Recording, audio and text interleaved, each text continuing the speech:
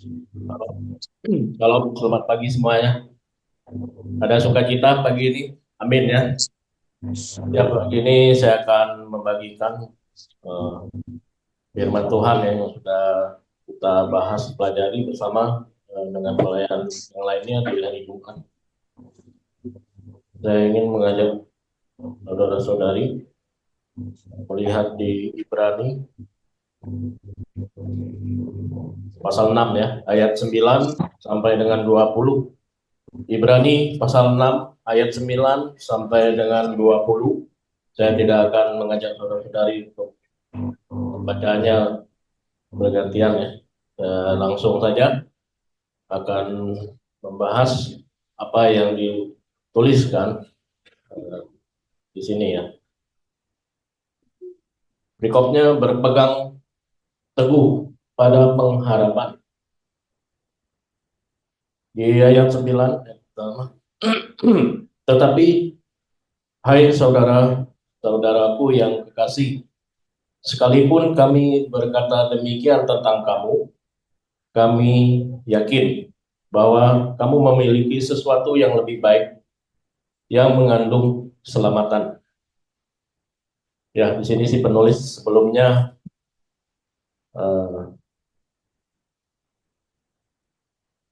telah berkata ya kepada jemaat di Ibrani ini, di mana mereka orang-orang yang Kristen Yahudi ya, orang-orang yang sudah percaya, tapi ada hal-hal sebelumnya disebutkan mereka itu biarpun sudah percaya, ada yang seperti murtad ya, uh, dan mereka pun uh, ya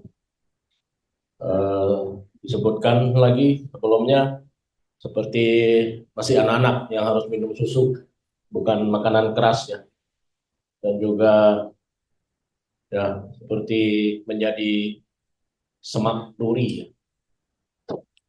Uh, ya karena hal ini si penulis ingin mengarahkan mereka kembali ke jalan uh, yang benar ya, tentang pengetahuan Injil yang benar.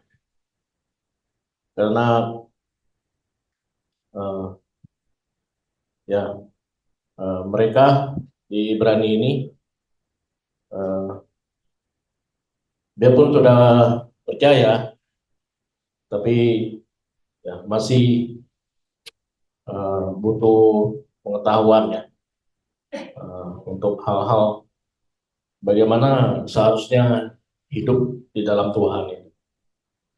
Nah, kita tahu bahwa orang yang baru percaya ya, suatu ciptaan yang baru, orang yang lahir baru. Jadi memang di dalam Tuhan itu banyak proses. Jangan sampai setelah kita menjadi percaya, tapi kita tidak bisa memberi kita menjadi berkat untuk orang lain dan tidak bisa menjadi sesuatu yang baik yang bisa dipakai oleh Tuhan. Itu yang disebutkan semak duri, tidak berguna. Apa yang berguna jadi semak duri? Ya, tetapi di sini dia pun jemaat Ibrani ini apa yang hal-hal yang disampaikan oleh penulis tentang mereka, tapi mereka memiliki sesuatu yang lebih baik, yang mengandung keselamatan. Ya, sesuatu yang baik yang mengandung keselamatan itu seperti apa? Ya, di ayat 10 disebutkan, sebab Allah bukan tidak adil sehingga ia lupa akan pekerjaanmu dan kasihmu yang kamu tunjukkan terhadap namanya oleh pelayanan kamu kepada orang-orang kudus yang masih kamu lakukan sampai sekarang. Ya, jadi mereka uh, untuk hal menunjukkan kasih, ya, terutama untuk orang-orang kudus di dalam pelayanan, ya mereka melakukannya dengan baik ya. Ya hanya saja hal-hal yang tadi disebutkan yang harus mereka kembali, maksudnya untuk lebih baik lagi bagaimana.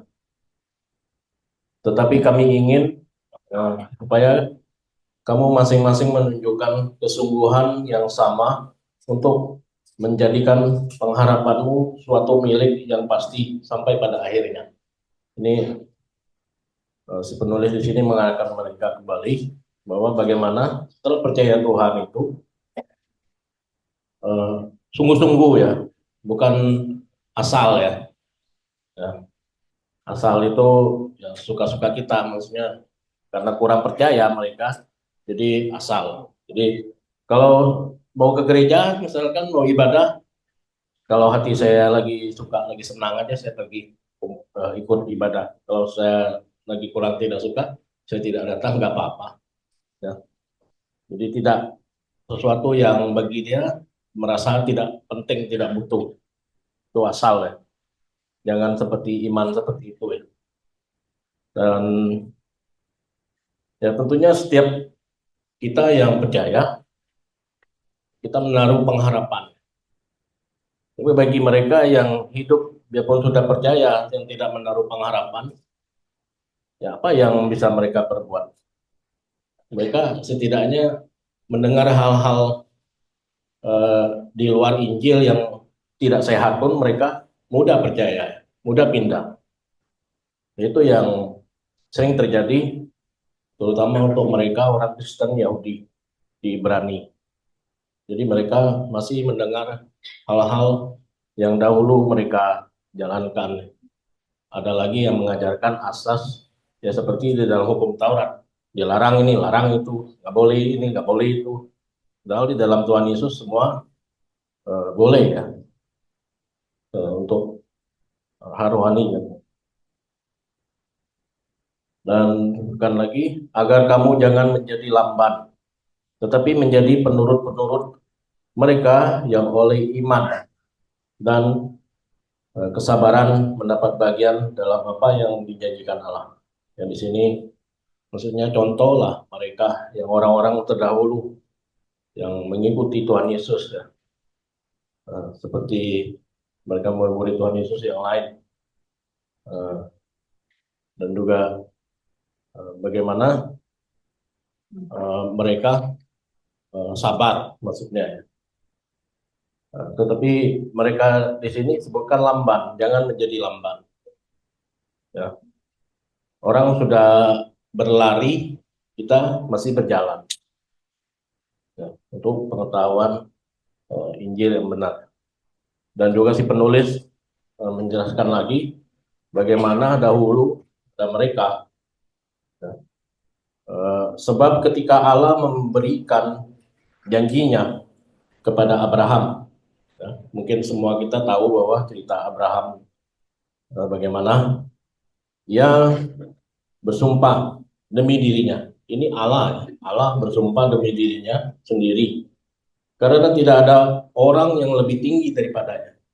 Jadi waktu Allah memberi janjinya kepada Abraham itu, tidak ada lagi maksudnya melebihi dari Allah itu. Sebagai ikatan, sebagai maksudnya saya ini berjanji, ada yang menyaksikan. Nah, seperti itu. Ya. Jadi ini Tuhan sendiri, Allah sendiri berjanji kepada Abraham. Maksudnya untuk Abraham sendiri, kamu boleh percaya, ya.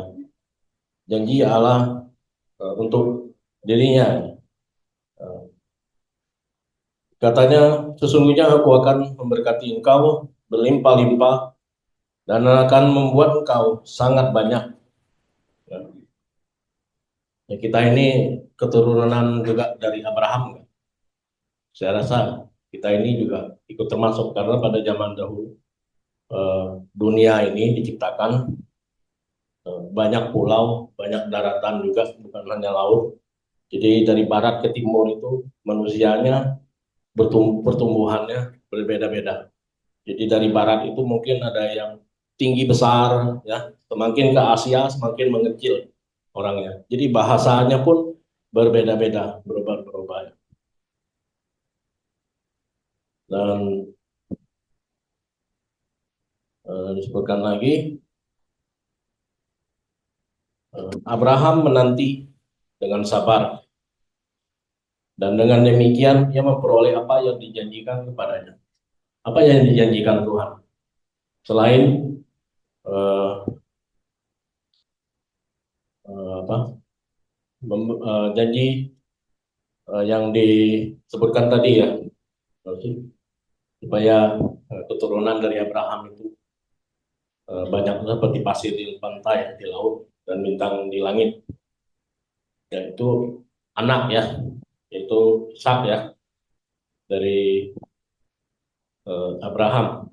Ya, Abraham merasa dia sudah tua, umur sudah 100 tahun lebih ya, tapi dia menantikan eh, anak tidak ada ya, sampai umur Sarah pun sudah renta ya, sudah tua juga.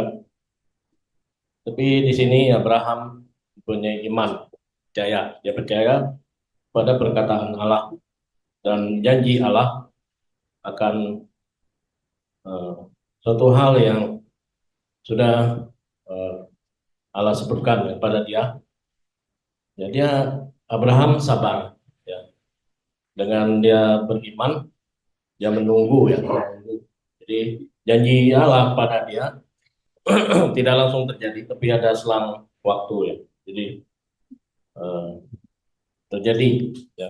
Allah menepati janjinya.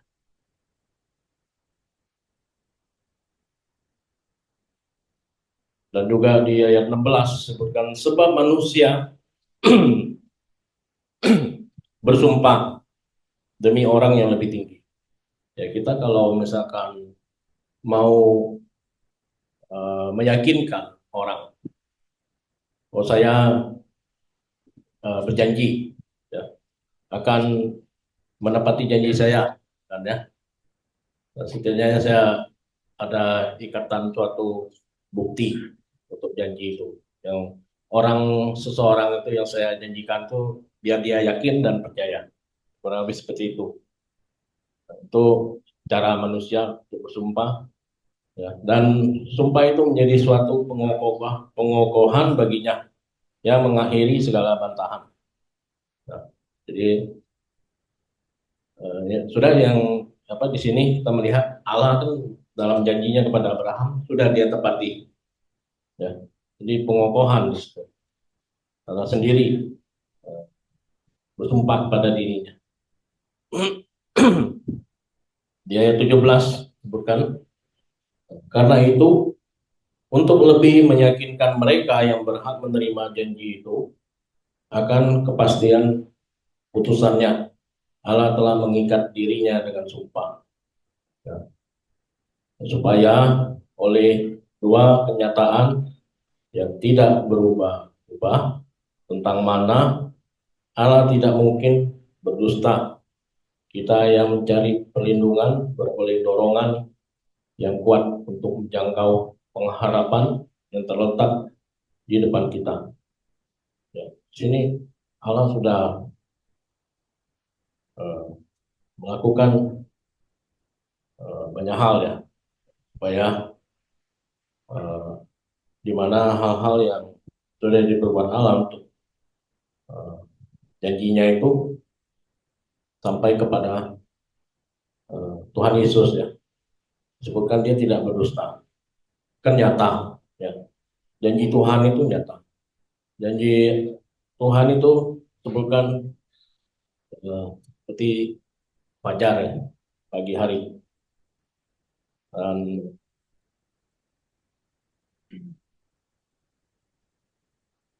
di ayat 19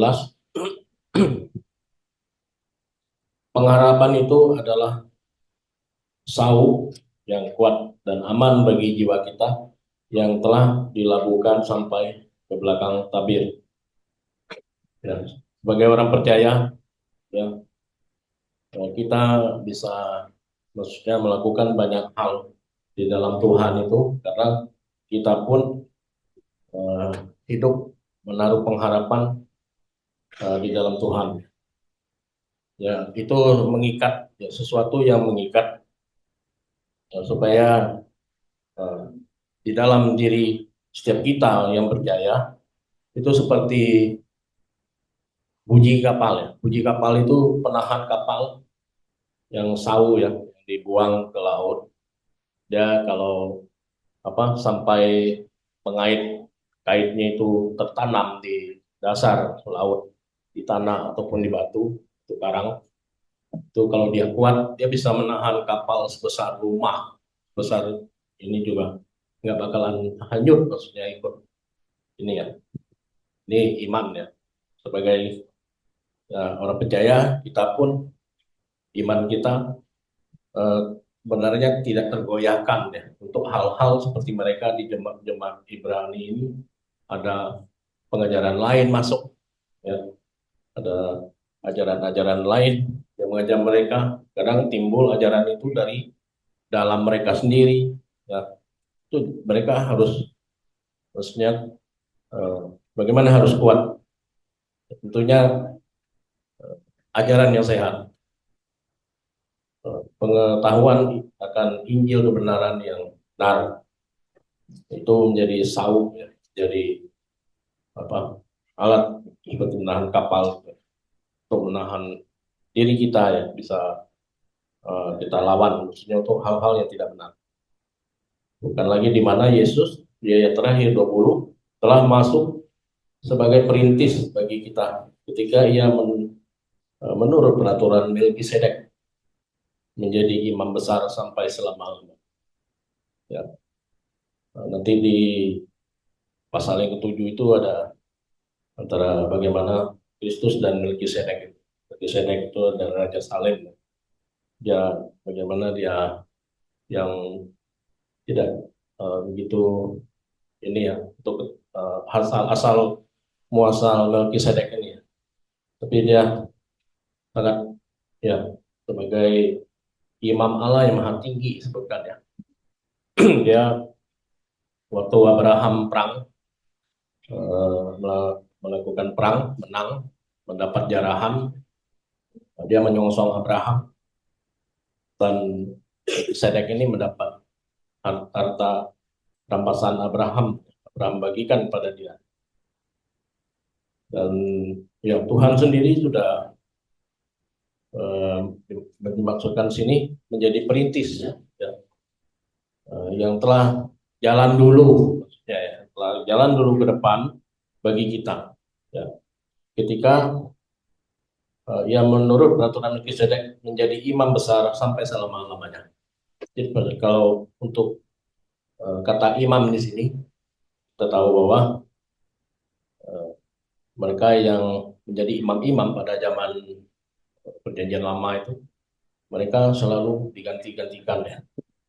Jadi menurut keturunan mereka. Tapi di sini Tuhan Yesus sendiri telah menjadi imam, imam besar. Dia telah menjadi imam kita, imam besar, dan untuk selama-lamanya. Tidak ada yang menggantikan dia. Dia sudah menjadi imam besar kita untuk selama-lamanya disebutkan di sini. Ya mungkin sedikit ini saja yang bisa saya sampaikan. Amin ya untuk firman Tuhan di Ibrani.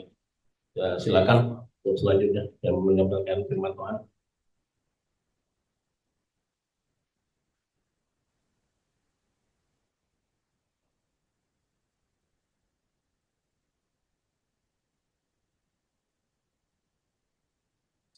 Saudari, ya, pada minggu pagi hari ini kita akan membahas tentang di dua raja-raja pasal 5 ya. Itu kisah tentang Naaman ya.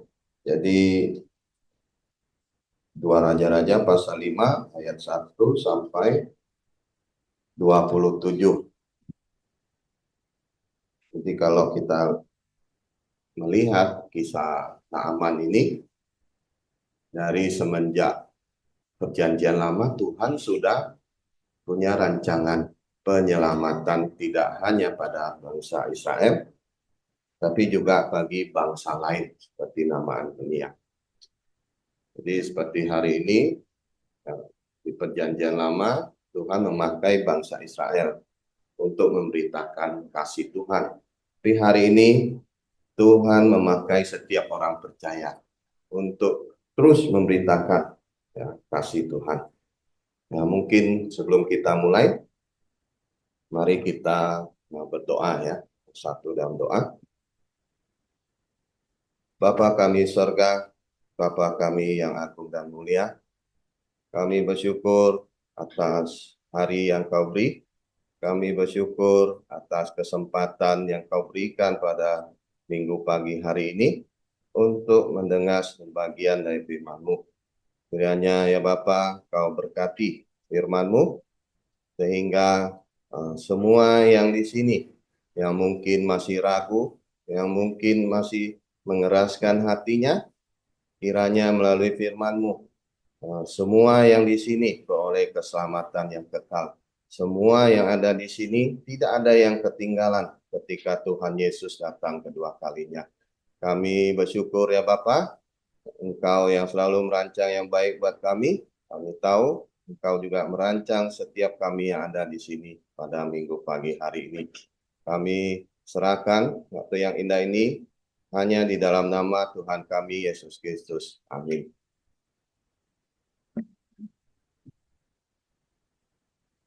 Oke, saudari, kita tidak akan membaca ya yang panjang ini, tapi kita akan membahas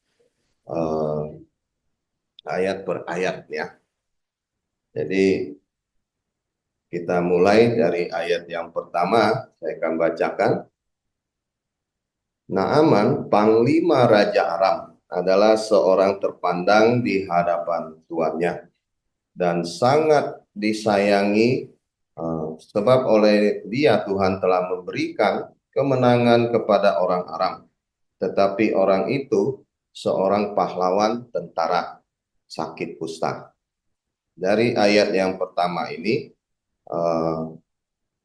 kita bisa melihat bagaimana ada seorang tokoh dari bangsa Aram ya, bukan dari bangsa Israel.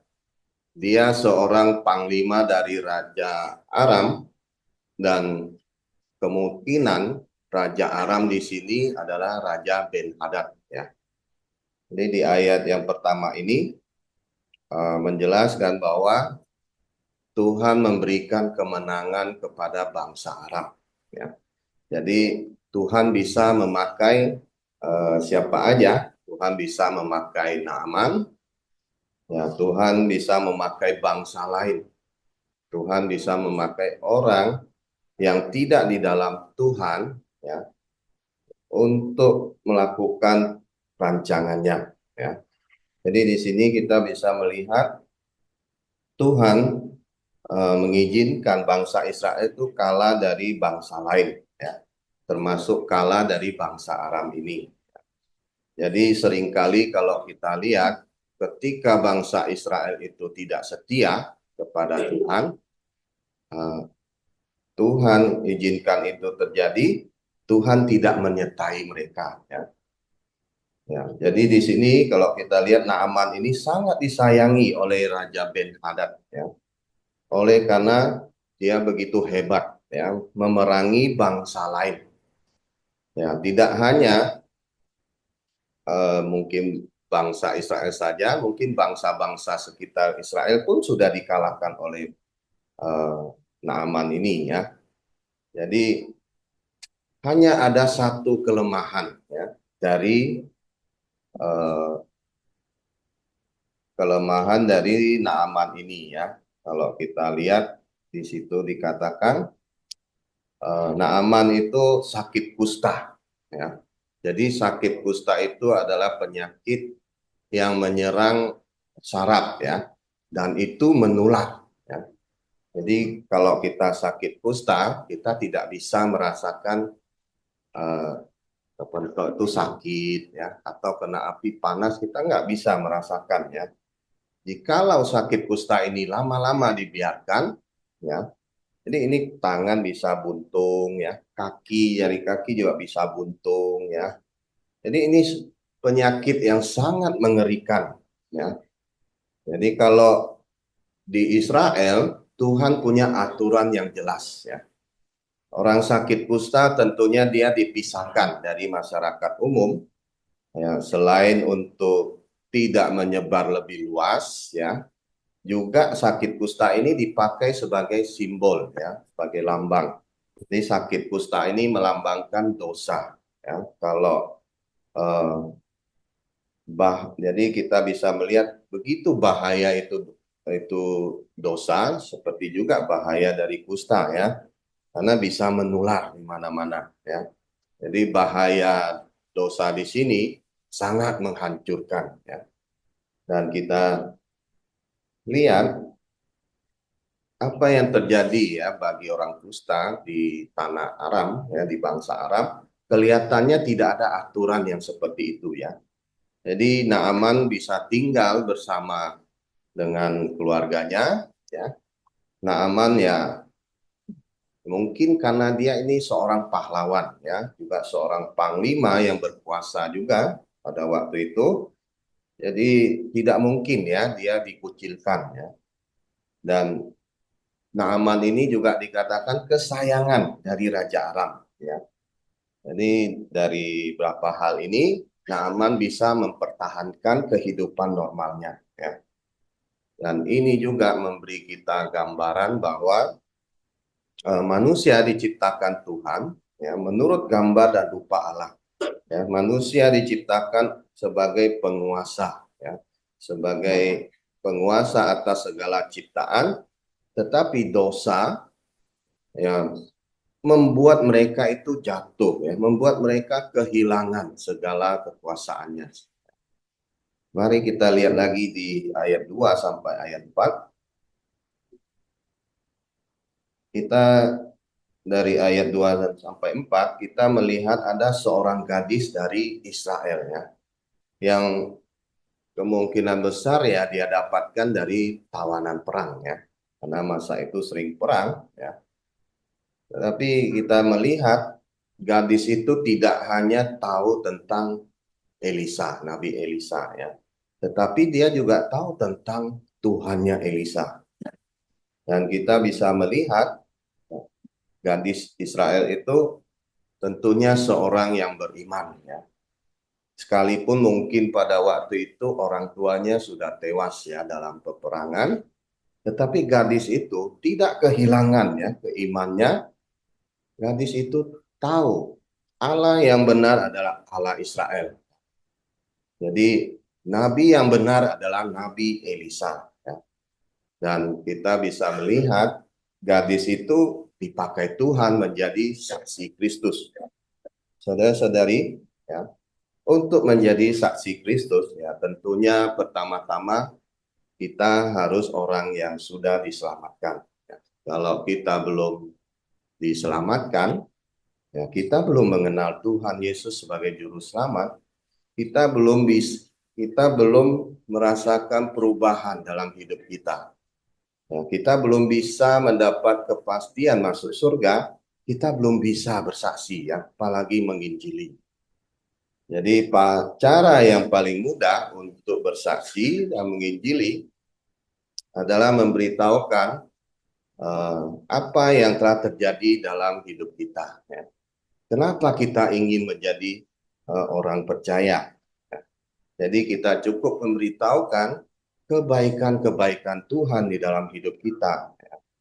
Terkadang, ya, kita tidak berani, ya, untuk bersaksi pada orang lain, ya, di sekitar kita, baik pada keluarga kita atau orang lain, ya, karena kita takut, ya, ada tekanan, ya, kita takut ada penganiayaan, ya, mungkin juga kita dimarahin, mungkin lebih buruknya, ya, kita eh, tidak diakui lagi sebagai anak, atau sampai nyawa menjadi taruhan. Ya, ini bisa saja, semua ini bisa terjadi, ya. Tetapi sebagai orang percaya mestinya kita harus punya kerinduan, ya, untuk terus bersaksi, untuk terus memberitakan Injil, karena kita sudah tahu tentang kebenaran firman Tuhan. Dan ini menjadi inti, ya, dari kesaksian dan penginjilan kita, ya. Karena Tuhan sudah memberikan amanat agung kepada kita setiap orang percaya itu harus memberitakan Injil sampai ke ujung bumi. Dan kita lihat lagi dari ayat 5 sampai ayat 8, kita bisa melihat Naaman pergi ke Israel dengan membawa surat dari Raja Aram. Ya, sampailah ya Naaman di Israel sampai pada Raja Israel. Ya, kalau dilihat pada masa zaman Elisa, Raja Israel ini ya kemungkinannya adalah Raja Yoram ya anaknya Arab ya. Ya, tentu pada masa ini bukan masa perang ya. Ya, katakanlah pada masa tenang ya, pada masa damai sehingga Naaman ini bisa datang menghadap Raja Israel. Ya. Jadi Naaman tidak hanya datang membawa surat, tapi juga datang membawa persembahan ya. 10 talenta perak dan 6.000 sikal emas dan 10 potong pakaian ya. Ya, tentunya persembahan nama ini dalam jumlah yang fantastis ya. Saya pikir karena kita tidak tahu detailnya ya, bisa bayangkan ya persembahan itu ada perak ya, ada banyak buka toko perak juga sini ya, toko emas ya, ada pakaian mahal dan tentu nilainya luar biasa ya. Jadi ini menunjukkan betapa kayanya seorang Naaman dan ini menunjukkan betapa tuannya itu menghargai anak buahnya ya. Dan kita melihat di sini bagaimana respon seorang raja Israel setelah membaca surat itu ya. Raja Israel itu mengoyakkan pakaiannya sambil berkata, "Alakah aku ini ya yang dapat mematikan dan menghidupkan sehingga mengirimkan pesan kepadaku supaya kusembuhkan seorang dari penyakit kustanya." Ya. Jadi dalam hati Raja Israel ini pasti lagi mau cari gara-gara ya. Ya, kok tiba-tiba nggak ada angin, nggak ada hujan ya, suruh dia sembuhin orang sakit kusta ya. Ya, kemudian kita bisa melihat juga Nabi Elisa juga mempertanyakan kenapa Raja Israel mengoyakkan pakaiannya ya. Jadi dari sini kita bisa melihat Raja Israel ini menunjukkan eh, tidak mempunyai hubungan dengan Tuhan ya. Sehingga Raja Israel berkata, "Alahkah aku ini?" Ya, ya tentu bukan ya. Dia itu manusia ya. Ini dalam hal ini menunjukkan dia tidak mengenal Allah yang benar ya. Jika dia mengenal Allah yang benar, tentunya dia bisa memberikan ya, menunjukkan arah yang tepat ya. Tentunya dia bisa dengan gampangnya menyelesaikan masalah seperti ini ya. Padahal dia ini seorang raja ya. Jadi di dalam hati Raja Aram ini ya, dia menduga ya, jika ada seorang nabi ya yang begitu hebat ya di Israel itu bisa menyembuhkan seorang sakit kusta ya tidak mungkin seorang raja Israel itu tidak mengetahuinya ya. Jadi tidak mungkin seorang raja Israel ini tidak punya hubungan ya dengan nabi Israel yang begitu hebat ya. Logikanya ya, kalau bagi seorang Raja Aram, kalau misalnya ada seorang ahli sihir, ada seorang dukun ya, yang begitu hebat bisa menyembuhkan seorang sakit kusta, ya tentunya eh, ini orang pasti dipakai oleh Raja Aram ya. Ya tentunya eh, harusnya di dalam hatinya seorang Raja Israel berpikir harusnya dia memakai anak buahnya untuk segera ya menyembuhkan seorang Naaman ini ya. Ini di dalam pikirannya seorang raja itu ya, Raja Aram ya. Karena bagi dia tidak mungkin ya, dia tidak mengetahui dan tidak memakai dia sebagai menteri ya. penasehat atau apapun ya. Jadi di sini dikatakan di zaman Israel ini, ya Raja Yoram ini eh, agak sedikit lebih baik daripada Raja Ahab ya. Kalau Yoram ini, eh, namun Yoram ini walaupun sedikit lebih baik dari bapaknya Ahab, tetapi dia tidak menyingkirkan ya bukit-bukit pengorbanan. Jadi di dalam masa pemerintahan Raja Yoram masih banyak penyembahan berhala ya. Jadi dia membiarkan ya, dan juga Raja Yoram tidak pernah ya menanggapi teguran dari Nabi Elisa. Jadi kalau kita lihat di zaman sekarang ya banyak juga seperti ini. Banyak orang mengaku ya orang Kristen ya mungkin dia lahir dari keluarga Kristen ya, KTP ya tentunya Kristen ya, tetapi tanpa benar-benar mengenal Tuhan Yesus ya. Hanya statusnya sebagai orang Kristen. Jadi kalau ada yang bertanya, kenapa kamu ingin menjadi seorang Kristen? Ya, dia tidak bisa menjawab ya berdasarkan kebenaran firman Tuhan. Jadi kadang juga Alkitabnya mungkin sampai berdebu ya disimpannya. Jadi kalau demikian halnya, dia hanya namanya Kristen. Ya. Dia tidak punya hubungan dengan Tuhan. Ya. Jika dia mengenal Tuhan, dia tentunya bisa menjelaskan. Ya. Jika ada orang yang mengenal Tuhan lewat dia, tentunya itu akan kecewa di kemudian hari. Ya. Orang seperti itu. Ya. Karena dia akan mengarahkan arah yang salah. Ya. Kalau kita lihat lagi di ayat 9 sampai ayat 14, ya kita bisa melihat uh, sampailah Naaman menemui Elisa di rumahnya. Tetapi ya, apa yang terjadi di sini? Elisa tidak menemui dia. Ya, Elisa hanya menyuruh anak buahnya untuk memberikan perintah yang sederhana saja kepada Naaman. Jadi bagaimana respon seorang Naaman? Hanya menyuruh dia mandi 7 kali di sungai Yordan ya melalui anak buahnya. Nah, di situ dikatakan setelah mendengar itu Naaman menjadi gusar ya. Jadi kenapa Naaman menjadi gusar?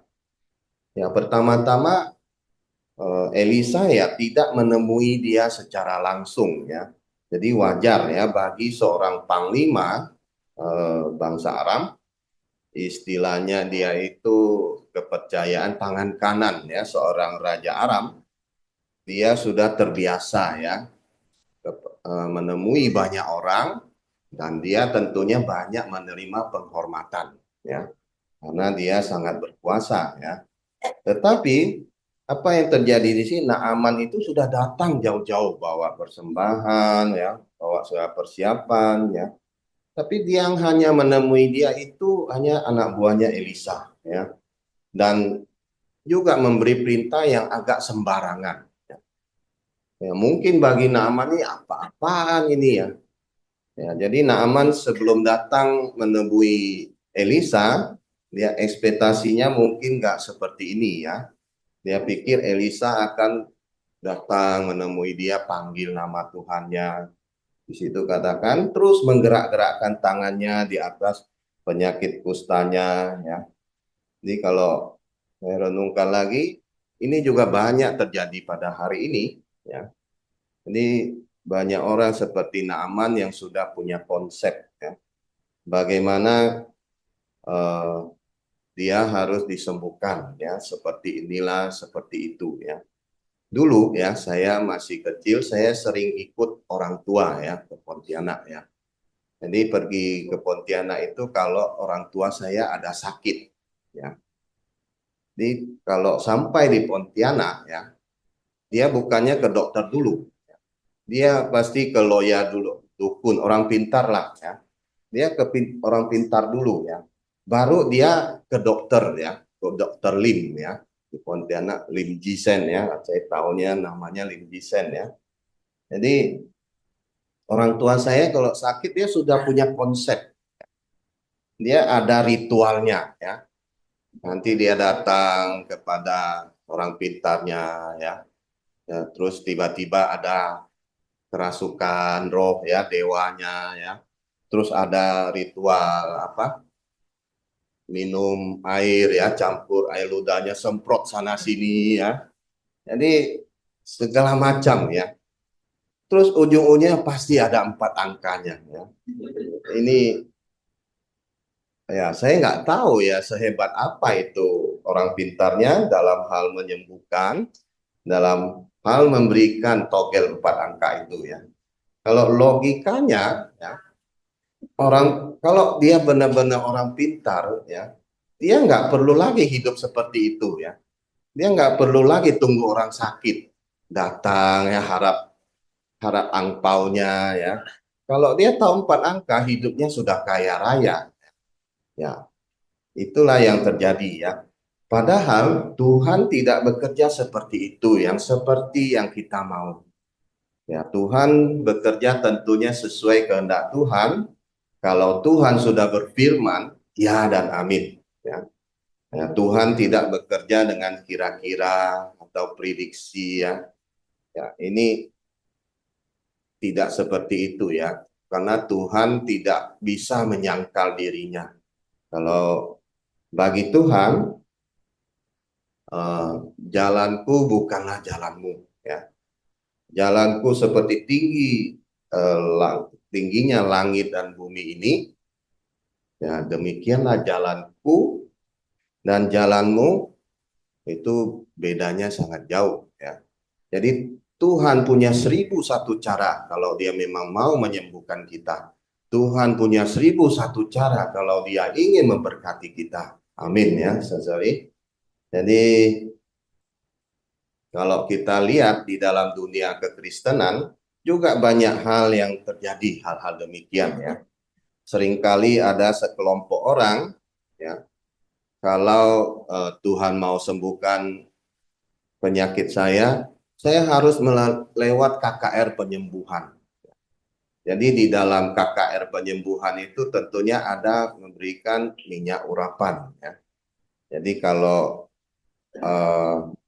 siapa yang sakit, ya, dia akan dikasih minyak urapan supaya disembuhkan. Ya. Jadi saudari tidaklah demikian ya. Kalau Tuhan memang mau menyembuhkan kita, kita cukup minum bodrek pun bisa sembuh ya. Kalau Pokyun sakit kepala cukup minum Paramex sembuh hanya ya. Kalau Tuhan mau nyembuh Panadol sama antibiotik pun sembuh ya. Jadi kita jangan punya konsep harus ditengking tolak dulu dalam KKR penyembuhan ya. Kalau orang sakit ke dokter itu katanya kurang beriman. Ini kan tidaklah demikian sekali ya. Jadi sebetulnya kalau saya lihat di sini Tuhan sengaja ya melakukan ini pada Naaman. Tuhan sengaja melalui anak buahnya Naaman memberitahukan hal yang gampang ini supaya apa? Karena ada suatu hal yang jauh lebih penting daripada sakit kusta. Naaman itu harus disembuhkan dari kesombongannya dulu ya. Jadi Tuhan ingin menuntun dia di dalam keselamatan. Jadi dia harus merendahkan diri, membuang semua kesombongannya ya. Karena kesombongan itu salah satu hal yang dibenci Tuhan. Mari kita lihat di Amsal pasal 6 ayat 16 dan ayat 17. Saya akan bacakan ya. Amsal pasal 6 ayat 16 dan ayat 17 dikatakan, 6 perkara ini yang dibenci Tuhan, bahkan 7 perkara yang menjadi kekejian bagi hatinya. 17, mata sombong, lidah dusta, tangan yang menumpahkan darah yang tidak bersalah. Ya, di sini dikatakan ada 6 perkara yang dibenci Tuhan. Ya. Di situ katakan lagi 17, nomor 1 itu mata sombong. Ya, mata sombong itu dekat dengan lidah dusta. Ya, kalau udah sombong ya dekat ya lidahnya gampang untuk berdusta. Ya. situ lagi dikatakan setelah lidah dusta itu dekat dengan tangan, ya, gampang nantinya dia akan menumpahkan darah yang tidak bersalah. Jadi lewat fitnahnya, lewat itu bisa mencelakakan orang yang tidak bersalah. Itu kata firman Tuhan, ya. Jadi kenapa Tuhan membenci kesombongan? Ya tentu kesombongan ini menuntun kita itu kebinasaan. Ya. Jadi kesombongan ini salah satu hal yang paling banyak menghentikan orang percaya pada Tuhan. Ya. Jadi kalau jika hari ini ada yang masih percaya keselamatan itu harus banyak-banyak berbuat amal, ya, harus menghindari keramaian, ya, harus cari tempat yang sunyi, ya, untuk semedi, ya. Dan dia harus puasa, tidak makan ini, tidak makan itu, ada yang harus pergi ke tanah suci, ya. Jadi dan sebagainya, ya, supaya saya bisa masuk surga, supaya saya bisa diselamatkan. Jadi tentu tidaklah demikian, saudari, ya. Kita perlu bertobat, kita perlu merendahkan diri di hadapan Tuhan, karena dosa manusia itu tidak bisa ditebus dengan perbuatan baik kita. Ya. Hanya Tuhan Yesus yang datang dari sorga, yang tidak punya dosa, yang tak bercacat celah, yang kudus ini, hanya Dia yang sanggup menanggung segala dosa kita. Jadi keselamatan dari Tuhan Yesus itu menawarkan pada kita itu kasih karunia yang cuma-cuma. Ya. Jadi karena Tuhan Yesus yang menyelesaikan masalah dosa kita. Dia sudah mati dan bangkit untuk membenarkan setiap kita yang percaya padanya.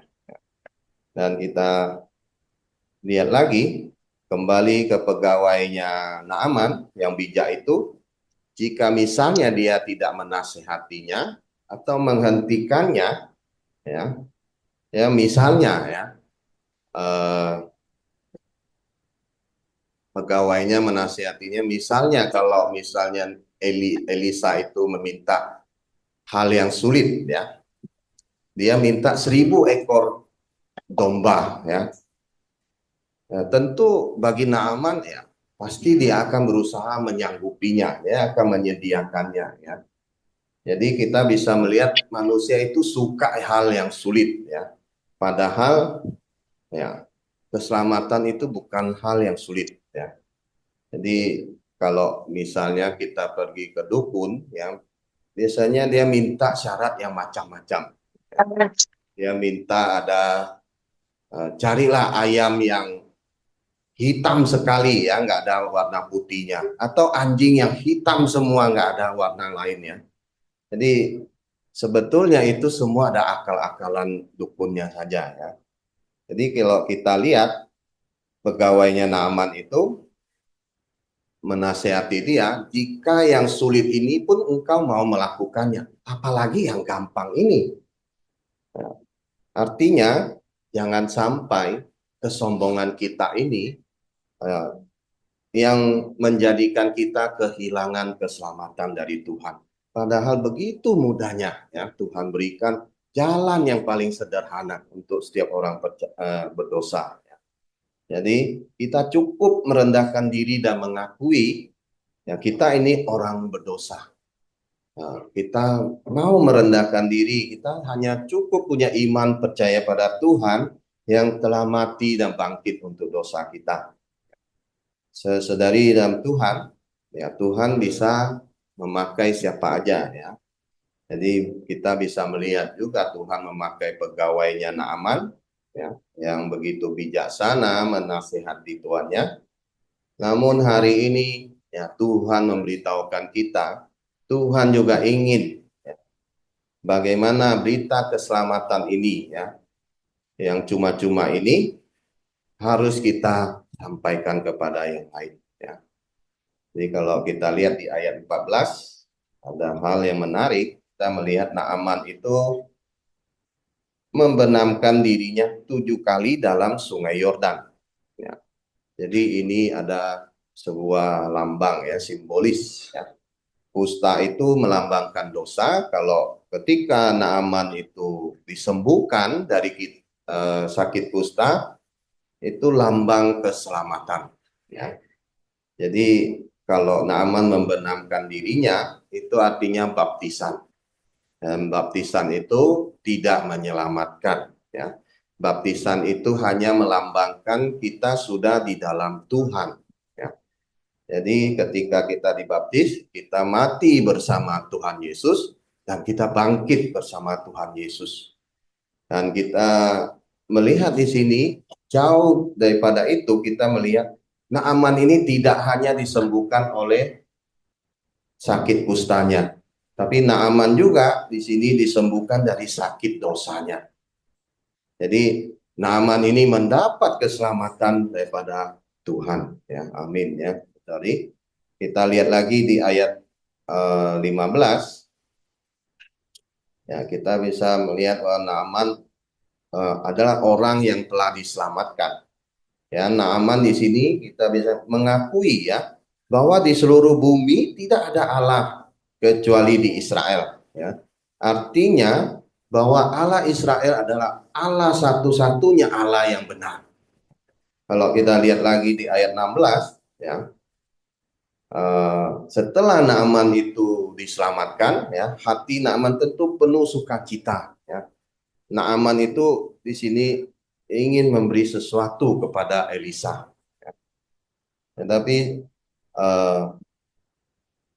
sikap Naaman ini mengingatkan kita ada pada zaman Tuhan Yesus ada 10 orang sakit kusta ya.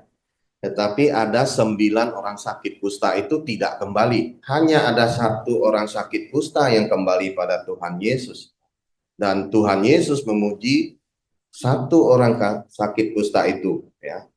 Dan tentunya Tuhan berkata, imanmu sudah menyelamatkanmu. Artinya dia ada keselamatan daripada Tuhan. Ya. Jadi saudara-saudari harus menyadari ada yang lebih mengerikan daripada sembuh dari sakit. Ya. Yaitu neraka. Ya. Jadi kalau sehari ini mungkin kita bisa bersuka cita. Ya. Kita diberi kesembuhan dari Tuhan. Tetapi kalau tanpa iman, ya sialah hidup kita ya sebetulnya. Dan kita lihat lagi, Naaman di sini ingin memberi sesuatu kepada Elisa, namun Elisa menolaknya. Ya. Jadi Elisa ya di sini saya pikir dia tidak mau.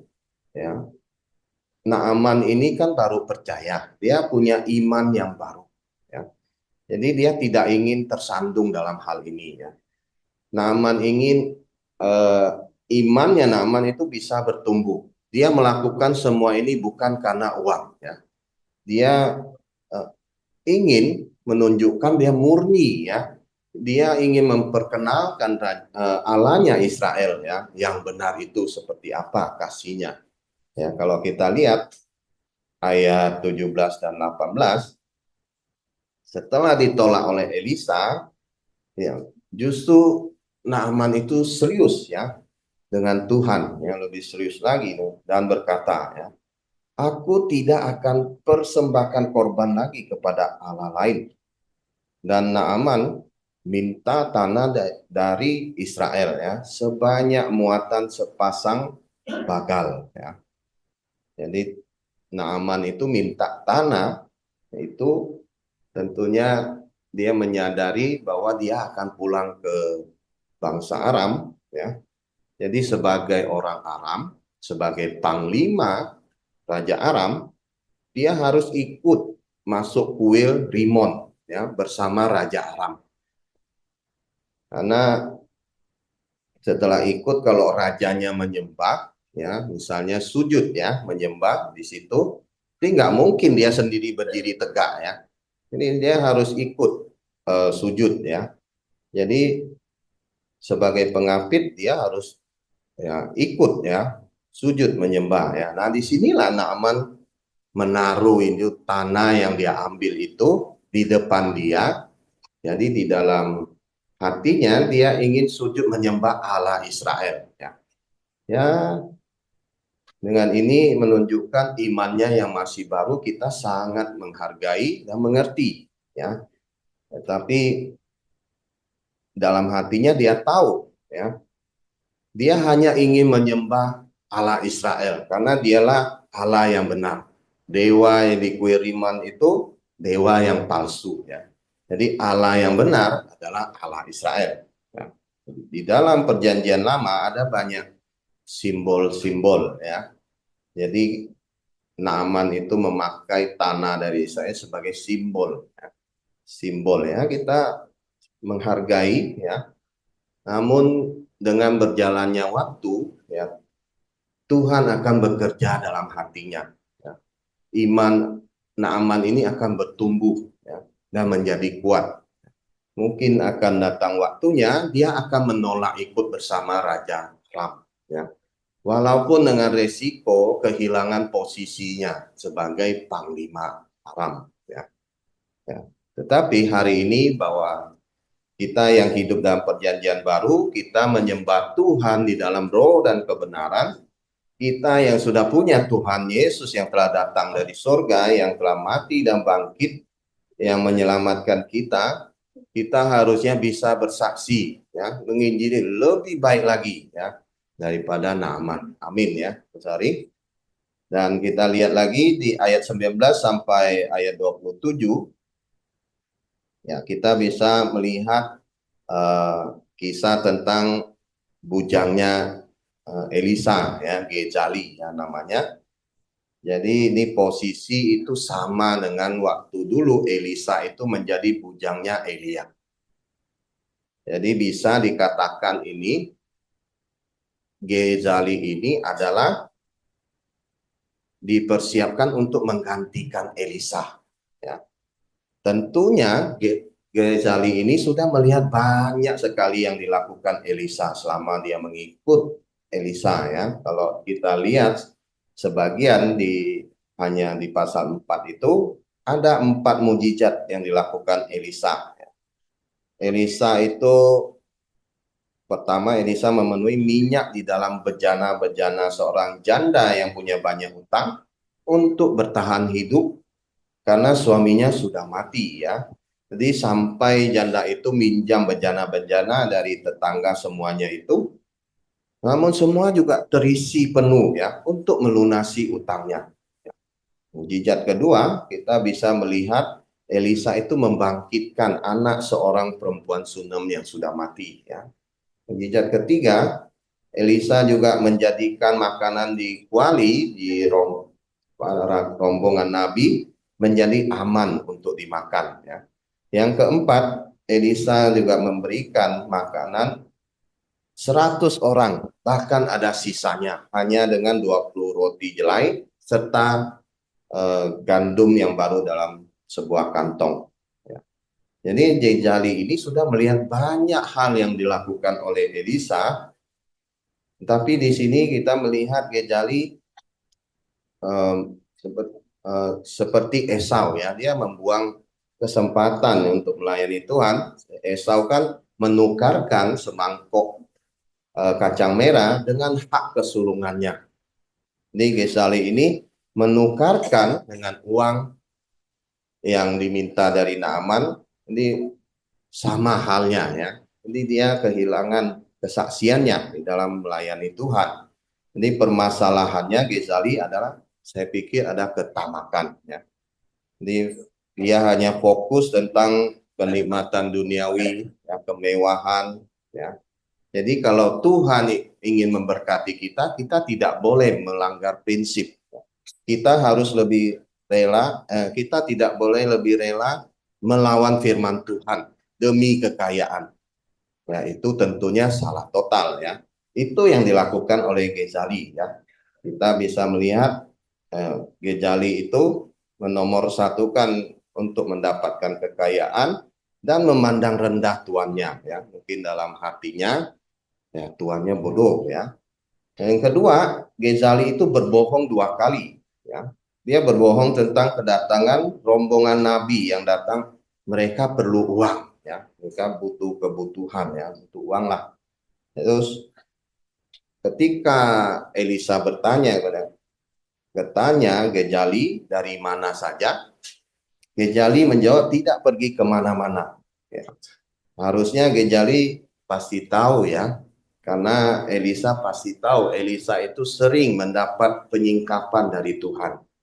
Jadi kita bisa melihat di sini Gejali itu mendapat hukuman dari Tuhan karena mendapatkan uang dari Naaman ya.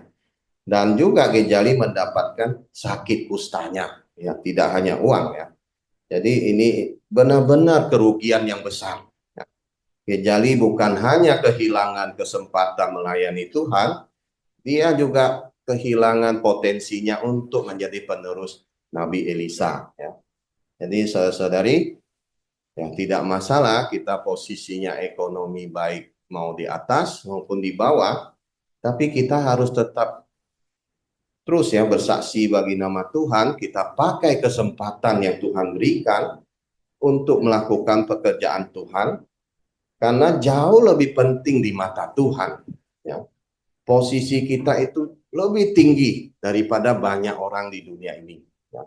Jadi, saudari, saya akan menutup firman Tuhan pagi hari ini. Mari kita lihat di Lukas pasal 4 ayat 27, saya akan bacakan. Dan pada zaman Nabi Elisa, banyak orang kusta di Israel. Dan tidak ada seorang pun dari mereka yang ditahirkan selain daripada Naaman, orang Syria itu. Ya. Jadi di situ katakan banyak orang sakit kusta di Israel. Tetapi hanya Naaman yang disembuhkan. Walaupun dia bukan orang Israel. Mengapa demikian? Karena banyak orang sakit kusta di Israel itu tidak mencari Elisa. Mereka nggak percaya kepada Tuhan. Ya. Malah Naaman, orang yang di luar Israel, hanya mendengar kesaksian dari tawanannya, gadis Israel itu, dia begitu rindu, ya, dia begitu giat, ya, begitu mengejar sampai ke tanah Israel. Sehingga apa yang terjadi, Naaman itu tidak hanya mendapat kesembuhan dari sakit kusta, tapi dia mendapat keselamatan dari Tuhan. Ya, jadi Tuhan berkata, mintalah maka kamu akan diberikan. Ya. Ketuklah pintu maka akan dibukakan. Ya. Carilah maka kamu akan mendapatkan. Mari saudari, kiranya firman Tuhan pagi ini bisa membawa keselamatan bagi kita semua. Ya. Jadi tidak ada yang ketinggalan ya ketika Tuhan Yesus menjemput kita kembali. Amin. Tuhan berkati.